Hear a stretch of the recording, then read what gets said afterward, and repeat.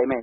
هسألك بصفتك إعلامي وبصفتك أيضا محامي وقانوني دولي، كيف تقرأ الحديث الكثير الدائر على فكرة تيران وصنافير من الناحية الإعلامية وكمان من الناحية القانونية؟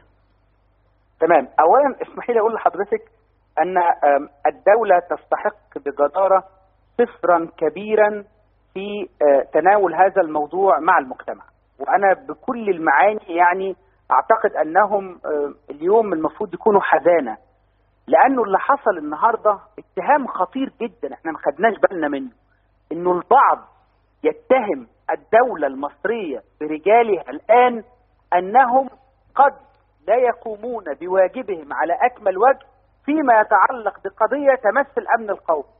والناس العسكريين عندهم هذا الاتهام أو هذا حتى التلميح بالتقصير في هذا الأمر، يعني شيء محزن جدا ويحز في نفس كل شخص. لكن هم من فعلوا ذلك بأنفسهم، لأنهم لم يهيئوا الرأي العام إطلاقا مثل هذه القضايا. كان يجب الحديث مع الناس. الشعب المصري شعب بسيط بيغار على أرضه، بيغار على الأمور اللي تمس بسيادته، لذلك كان لازم يكون في نوع من الحوار قبل المفاجأة للتوقيع على مثل هذه القضايا. فده يعني أعتقد أن الجزاء الوحيد والدرس المستفاد إن مثل هذه الاتهامات أو الإشارات التي توجه من هنا أو هناك، صراحة أنا أغار على من هم الآن في الحكم وأغار على كثير من رجال الدولة، بقى الرئيس السيسي والمخابرات العامة ووزارة الخارجية بتوع الأمن القومي، كل دول مستنيين واحد قاعد على السوشيال ميديا عشان عنده 2 ولا 3 مليون واحد تافه بالشكل ده يروح يقول ان انتم ما قمتوش بواجبكم كامل وبعتوا ارضكم. عيب عيب، يعني انا شفتها اهانه كبيره، اهانه اعتقد انها يعني بصراحه توجع اي شخص وطني محب لبلده. طيب ربما يكون كان في جانب استاذ خالد فكره التمهيد للمواطنين عن القصه وان هم يبقوا عارفين، لان يمكن زي ما الدكتور مصطفى الفقي كان بيقول في ناس اول مره تسمع اسم الجزيرتين امبارح. غلط فكره ان انت تعرف الناس الجزر دي ده غلط. الدوله كانت لازم وبنود الاتفاقيه بالظبط والتمهيد، لكن هل كمان شايف انه حصل استغلال لهذه القصه بشكل مبالغ فيه طبعا اعتمادا على نقص معلومات كتير عن الموضوع؟ حضرتك في مرحله حرب عندك اعداء جوه مصر وعندك اعداء بره مصر وعندك اعداء اقليميين وعندك اعداء دوليين، لازم تعرفي ان هم هيستغلوا طيبة الشعب المصري وحسن النية وغيرته على أرضه وهي غيرة مشروعة، هيستغلوا كل هذا الكلام في تسخين الشعب ضد النظام الحاكم دلوقتي. لكن اللي الناس ما تعرفوش بقى، وعلى فكرة مش لازم يبقى الكلام كمان من ناس غير متخصصة، لازم الكلام يبقى من ناس متخصصة. بالظبط. الناس ما تعرفوش انه منذ سنوات تشكلت لجنة برئاسة وزارة الخارجية، فيها وزارة الدفاع، شعبة المساحة البحرية، فيها المخابرات العامة والأمن القومي، فيها وزارة البترول، فيها هيئة الاستشعار عن بعد، وكان القرار صادرا منذ سنوات بتشكيل هذه اللجنة على أن تستدعي اللجنة من تشاء من خبراء القانون الدولي، من أساتذة التاريخ، جيولوجيين، كل هؤلاء يعملون منذ سنوات كي يقومون بترسيم الحدود المصرية السعودية. ليه يا فندم؟ عشان أنا عندي الخيرات اللي موجودة في هذه المنطقة ما أقدرش أحط إيدي عليها وطلع منها حاجة إلا ترسيم الحدود.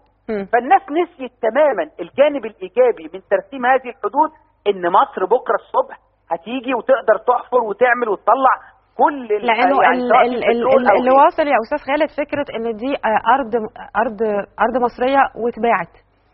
فأنت لما تيجي تقول لأي مواطن عادي إنه دي أرضك وتم بيعها، يعني كمان مش فكرة إن ده في إطار اتفاقات. أنا يا فندم أنا لو عسكري ملازم في الجيش المصري وسمعت الجملة دي أنا أبكي دم. أنا مش ممكن يوجه لي هذا الكلام. احنا نثق تماما في الناس اللي مدورة البلد دلوقتي، هو احنا يعني بننافقهم؟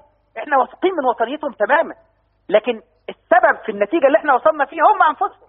كان لازم تشرحوا للناس. لكن هضيف لسيادتك فيما يخص الموضوع نفسه، بعد أن شكلت هذه اللجنة تم في اتفاقية للأمم المتحدة بتحدد الأبعاد وكم ميل من ضمن من أول الحدود التجارية والحدود الاقتصادية والمياه المجاورة وإلى آخره. لكن في بحث بقى موضوع الجزيرتين نفسهم، في عدد من الوثائق ظهر على مواقع التواصل الاجتماعي. طبعا احنا رجعنا لأساتذة القانون، ناس كثيرة جدا كانت حاضرة ممارسات كثيرة جدا وجولات في هذا الأمر. وأنا أمديت النهاردة بصورة من وثيقة أن وزارة الخارجية المصرية قامت بدراسة الطلب السعودي وفقا لأحكام القانون الدولي.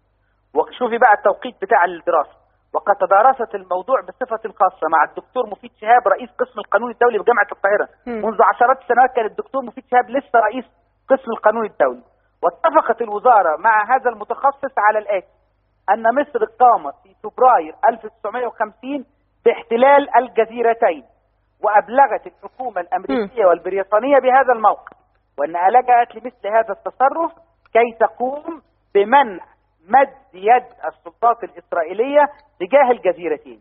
وقد قامت بهذه الخطوة بالاتفاق والتنسيق مع حكومة المملكة العربية السعودية. يعني أنا سنة 50 رحت عشان أنا عندي بحرية، والسعودية في التوقيت ده ما كانش عندها، حطيت إيدي على الجزيرة بموافقة السعودية. السعودية قالت لي: دي جزري، اتفضل، أنا أثق في القوات المصرية، حط إيدك عليهم، عايز تستخدمهم في الدفاع عن نفسك أو تستخدمهم في ضرب إسرائيل أنت حر، بس أنا بستأمنك عليهم من 1950. ده الحقيقة. طيب أنا عايزة بس أسأل حضرتك سؤال أخير. قانونيا المفترض إنه الاتفاق ده يعدي على مجلس النواب. هل في حالة إنه مجلس النواب اعترض، لأنه هو ممثل الشعب، اعترض على هذا الاتفاق، يعتبر لاغي، صحيح؟ المبدأ اللي حضرتك بتقوليه على إطلاقه بهذا الشكل صحيح، أنه أي اتفاقية مهما كانت توقع لابد أن تمر على مجلس النواب، بس بدرجات. في درجة أنه يجب إحاطة مجلس النواب بمثل هذه الاتفاقية، ويوجب القانون أن تعرض هذه الاتفاقية على مجلس النواب، لكن البعض يتحدث عنها اتفاقيات تتعلق بالسيادة، وهذا أمر مرفوض تماما ومن ثم تطرح الاستفتاء. هذا أمر غير متجانس إطلاقا مع نص مادة الدستور، مادة 151 الناس قالت فيها كده. لكن أنا أدعو الحكومة أن يمثل رئيس الوزراء، مش أقل من رئيس الوزراء، أمام البرلمان ليقدم شرحا وافيا بورقة عمل من الخارجية ومن وزارة الدفاع ومن هيئة الأمن القومي أمام نواب الشعب، حتى نكون قد أصلحنا الصورة التي كان يجب أن تكون بشكل أو بآخر. بس حضرتك بتقول لي إنه في قرار بهذا الشكل ممكن ما يعديش على مجلس الشعب. لا، هذه الاتفاقية لابد أن ينظرها مجلس الشعب، ولابد أن يجيزها مجلس الشعب. ده وجوبي. لكن في مادة أخرى يا فندم في الدستور بتقول أن فيما يتعلق بأمور تتعلق بالسيادة على الأراضي لابد بقى الموضوع يتجاوز مجلس الشعب ويبقى استفتاء شعبي. طبعا هذه لا تنطبق في حالتنا، لكن أن يكون هناك يعني عدم ترتيب لمثل هذه القرارات أو مثل هذه الاتفاقيات، ده اللي احنا وقعنا فيه النهارده. يعدل ازاي أو تصلح الصورة ازاي؟ يمثل بأسرع وقت رئيس الوزراء أمام البرلمان معه تقرير من وزارة الدفاع والأمن القومي والخارجية، ويكلم الناس نواب الشعب ويسألوه كما يشاء. طيب إذا هذا الاتفاق هيعدي على مجلس الشعب بشكل وجوبي زي ما حضرتك قلت، وفي النهاية يستطيع مجلس الشعب كممثل وصوت للمصريين ان هم يوافقوا ويمرروا هذا الاتفاق او يعترضوا عليه، وبالتالي يكون لاغي. انا بشكر حضرتك شكرا جزيلا الأستاذ خالد